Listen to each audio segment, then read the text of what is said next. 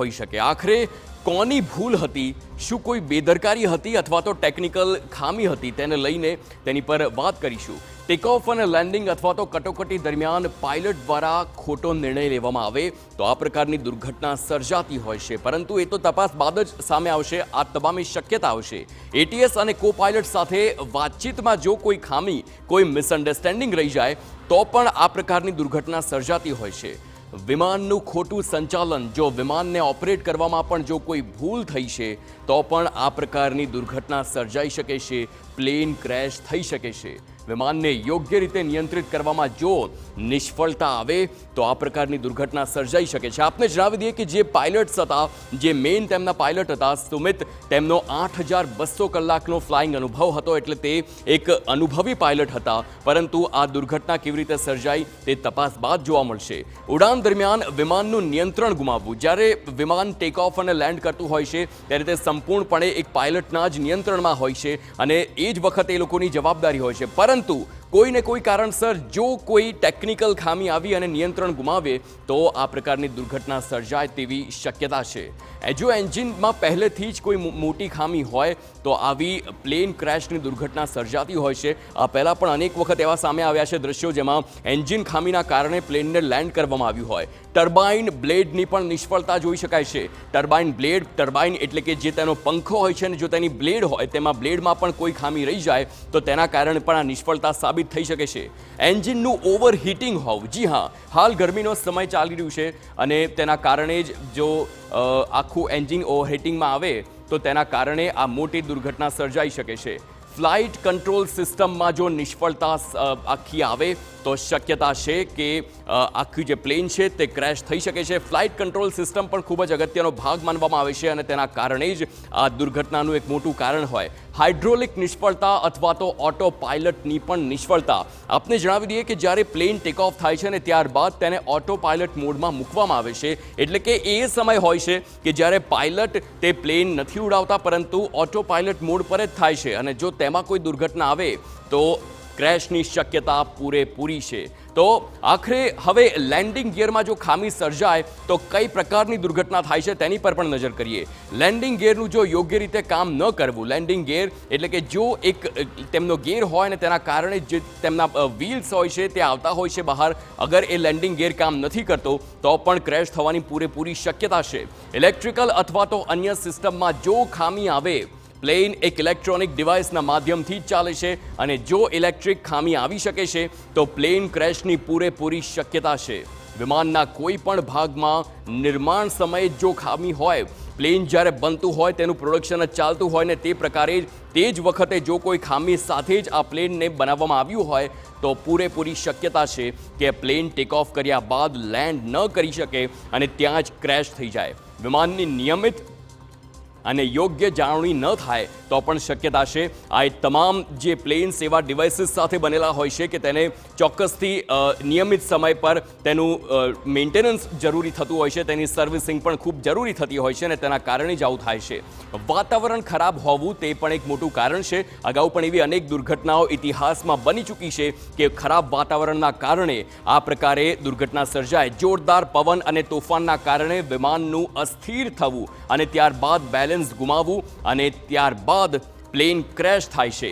ગાઢ ધુમ્મસ હોય, ઝાકળ હોય અથવા તો ભારે વરસાદના કારણે રનવે ન દેખાય અને તેવા એ તમામ જે આખી પરિસ્થિતિમાં પ્લેન ક્રેશ થવાની પૂરેપૂરી શક્યતા છે.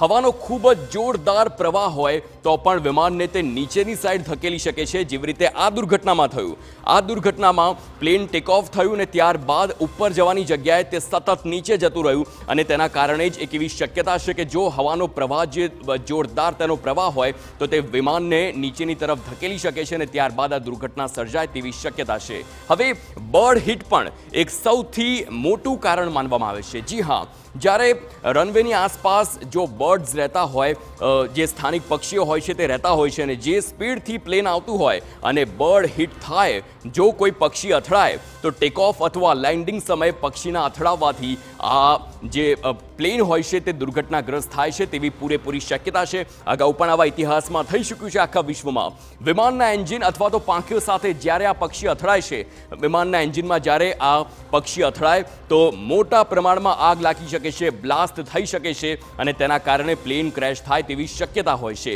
ઉડાન દરમિયાન જ જો પંખાઓમાં પક્ષીઓનું ઘૂસી જવું તે પણ એક મોટું કારણ છે.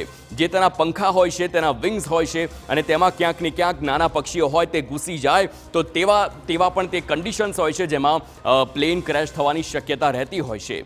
એર ટ્રાફિક કંટ્રોલની પણ ભૂલ હોઈ શકે છે. આપને જણાવી દઈએ કે એર ટ્રાફિક કંટ્રોલનું એક વિમાનના સંચાલનમાં સૌથી વધુ ભૂમિકા હોય છે. જે કોઈ પણ એરપોર્ટ પરથી પ્લેન પસાર થતું હોય છે તો એટીસીએ તમામ સિગ્નલ્સ આપે છે. જેવી રીતે ટ્રેનને ગ્રીન અને રેડ સિગ્નલ મળે છે એવી રીતે એટીસી તરફથી પણ સાચા સિગ્નલ્સ આપવામાં આવતા હોય છે અને તેના કારણે જ પ્લેન ઉડતું હોય છે.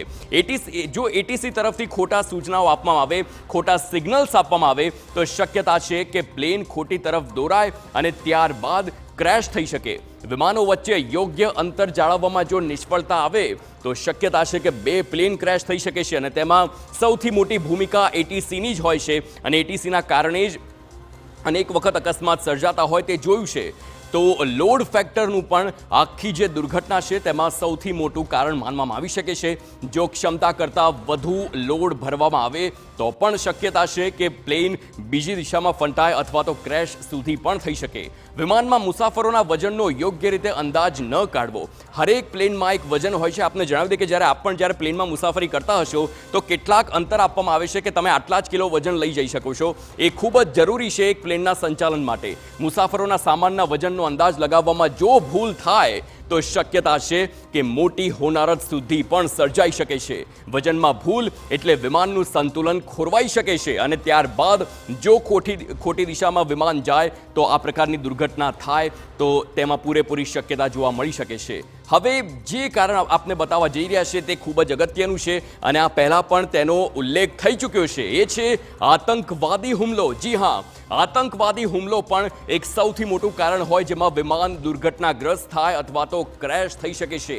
ઇરાદાપૂર્વક વિમાનને નુકસાન પહોંચાડવું. જી હા, ઇરાદાપૂર્વક જો કોઈ વ્યક્તિ વિમાનને નુકસાન પહોંચાડવા માંગે છે, પાયલટને ગેરમાર્ગે દોરે છે તો શક્યતા છે કે પૂરેપૂરી રીતે કે આ પ્લેન દુર્ઘટનાગ્રસ્ત થાય. વિમાનમાં મોટો વિસ્ફોટ કરવો, વિમાનમાં ગોળી ચલાવવી, ઇલેક્ટ્રોનિક સિસ્ટમ પર વાર કરવો અથવા તો બ્લાસ્ટ કરવો, બોમ્બ બ્લાસ્ટ થાય, આ પ્રકારની ઘટનામાં હવામાં જ પ્લેનને મોટી ક્ષતિ પહોંચે અને ત્યારબાદ દુર્ઘટનામાં કોઈ કમી ના રહે એ પ્રકારનું સર્જાઈ શકે છે. એ નોંધવું અગત્યનું છે કે વિમાન દુર્ઘટનાઓમાં ઘણી વખત કોઈ એક કારણથી નહીં પરંતુ અનેક પરિબળો હોય છે. તેના સંયોગથી આ મોટો હોનારત સર્જાય તેવી શક્યતા હોય છે.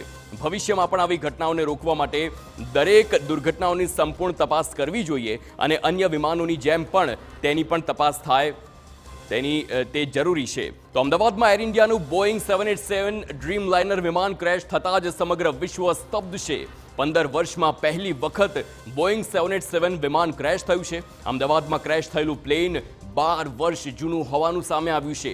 બોઈંગ કંપનીના આ 787-8 ડ્રીમ લાઇનર પ્લેને 14 ડિસેમ્બર 2013ના રોજ પહેલી ઉડાન ભરી હતી અને તેના એક જ મહિના બાદ એટલે કે જાન્યુઆરી 2014માં એર ઇન્ડિયાએ આ પ્લેનની ડિલિવરી મેળવી હતી. ત્યારથી આ ફ્લાઇટ દેશ વિદેશમાં ઉડાન ભરતી રહી હતી અને હવે આટલા વર્ષો બાદ આ દુર્ઘટના સર્જાઈ છે.